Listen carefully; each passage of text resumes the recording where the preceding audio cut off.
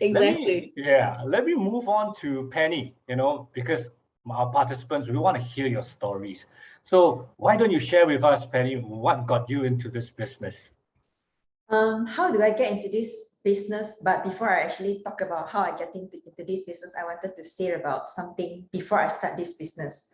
So about 14 years ago, I was like another graduate that just graduated from university and so on. So I actually went to interviews of like different companies.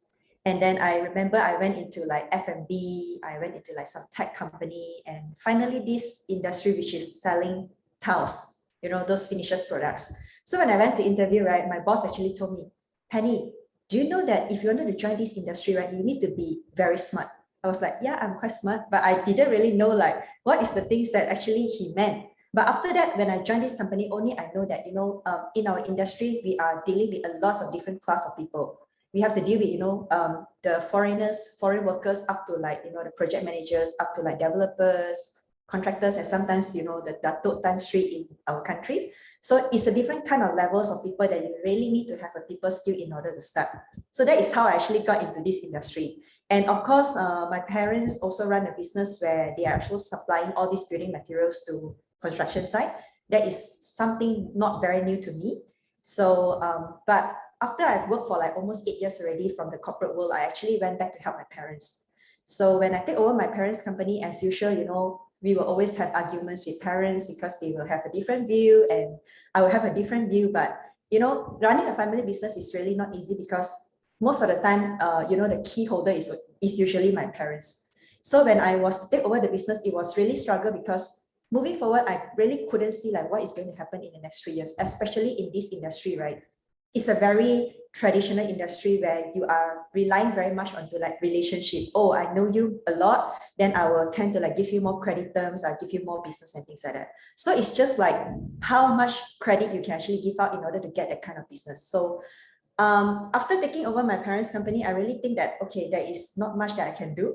So I remember that I actually went to one of the trip with my mom, and one of my friend actually called me, hey, Penny, I actually over ordered this kind of materials. It's about 500,000, and I couldn't really get rid of it. And this actually caused financially problems to my company. I was like, hey, it's actually trying to help my friend. I was like, okay, why don't I actually help you to sell this at a cheaper price to another construction site so that you can cash out the money that you have to pay. And that way you can actually help to, besides someone getting cheaper, right, you can actually help to untie your cash flow. So after that, I was like, yeah, if this person have this problem, right, I'm sure that a lot more construction site will have this problem. Then in 2016, I actually embraced, there is not many companies actually doing this kind of thing because to them it's like, yeah, I'm actually dealing with 100 million of, contracts. To me, it's like 500,000 is nothing. But, there is nobody wanted to go into this kind of dirty hand. I was like, yeah, if I can actually got into this and I don't have to give credit terms, I can, fetch a better profit margin, why not? So I actually used my parents' storefront to start looking into this kind of products and start talking to a lot of contractor friends. And then I really noticed that this is one of the huge problem that is untouched. Then in 2017, I take the leap of faith and go into it. And I said, yeah, I will be the one person, the first company that deal with all this junk, and we're going to turn it into treasure. This is how I actually start off my journey. Thank you. Thank you. Thank you very much, Penny. Yes, junk can be treasure at the right moment, at the right time. Yes, exactly. Yeah, you saw the need, you met that need. So thank you so much for sharing. You shared that you started off with tiles. This sector of yours is a traditionally male-dominated sector because you shared a few times you got to get your hands dirty. So for women, aspiring women entrepreneurs that are keen to enter these traditional sectors, what advice can you give to them? We would love to hear from you. Of course, the previous three speakers are generally sharing their knowledge about how we should really go into, knowing more people, knowing more customer needs, and increasing the skill and so on. But I'm going to do a little bit more on the sentiment side. So I always love this quote, which is, you must be willing to fly so much that you are willing to give up being a caterpillar. So this is one of the quotes that I really like it because it really, sometimes the limitation is not just onto ourselves. Of course, being in a situation where you always like have a lot of comments about women shouldn't be, working, or women shouldn't be even starting a business, having your own really the life, because you should be dedicating your life to your families. And, when I started this business, I do have like a lot of comments coming from the peers, like, you shouldn't be going and, pick up rubbish, and you shouldn't be setting up all these. You're working in a corporate world. Why are you not satisfied with things that you have? But because we always believe that everyone should have a dream and they should live upon their dreams. I believe that, or I really hope that in the future, if really my children has grown up, they will be proud of me, like, mom, you really embrace and go and chase after your dreams and so on. I think this is one of the things. It's not only about whether we are in a male dominance industry or things like that, but it's more towards like how you want this thing to happen. And I think that we shouldn't be living in the regrets. If there is anything that you want, right, you should go out and just try.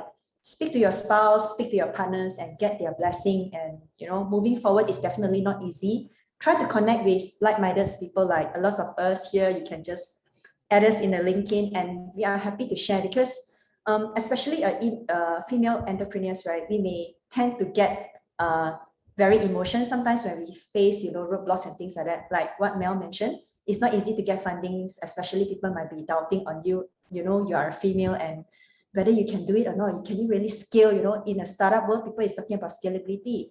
Can you really scale abroad? And you are leaving your children behind, your family behind. But I think that in this kind of era, right, everything is possible. So don't just name us under, you are a female entrepreneur, but we can do things like what other men can do as well. Thank you so much. Fantastic sharing. Live life with no regrets. And like what I think Lisha was putting in the chat, love the quote. Yeah. Be willing to fly so much that you are willing to give up being a caterpillar. I got that right? Yes.